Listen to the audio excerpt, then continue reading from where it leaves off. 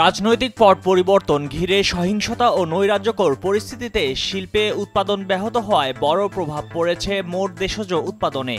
চলতি 2024-25 অর্থবছরের প্রথম প্রান্তিকে অর্থাৎ জুলাই থেকে সেপ্টেম্বরে জিডিপি প্রবৃদ্ধি হয়েছে মাত্র 1.81%, যেখানে আগের অর্থবছরে একই সময়ে এই হার 6.04% ছিল। 1 জানুয়ারি প্রকাশিত বাংলাদেশ পরিসংখ্যান ব্যুরো BBS এর হালনাগাদ তথ্যে দেখা যায়, অস্থিরতার 3 মাসে শিল্প খাতে প্রবৃদ্ধি হয় মাত্র 2.13%, যা আগের অর্থবছরে ছিল 8.22%। 6 জানুয়ারি বাংলাদেশ পরিসংখ্যান ব্যুরো চলতি অর্থবছরের প্রথম 3 মাসের জিডিপির তথ্য প্রকাশ করেছে। BBS এর তথ্যে দেখা যাচ্ছে, গত জানুয়ারি মাস থেকে টানা 3 প্রান্তিকেই জিডিপির প্রবৃদ্ধি ধারাবাহিকভাবে কমেছে।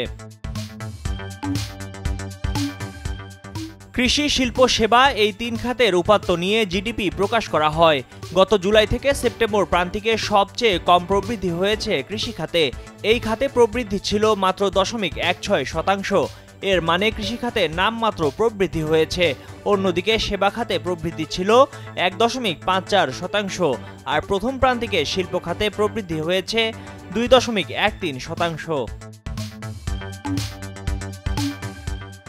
ক্ষমতার পালাবদলে শিল্পে নৈরাজ্য, অস্থিরতা আর উৎপাদনে স্থবিরতার কারণে এবার অর্থনীতি পরিস্থিতি কঠিন হবে বলে পূর্বাভাস দিয়েছে বিশ্বব্যাংক ও এশীয় উন্নয়ন ব্যাংক।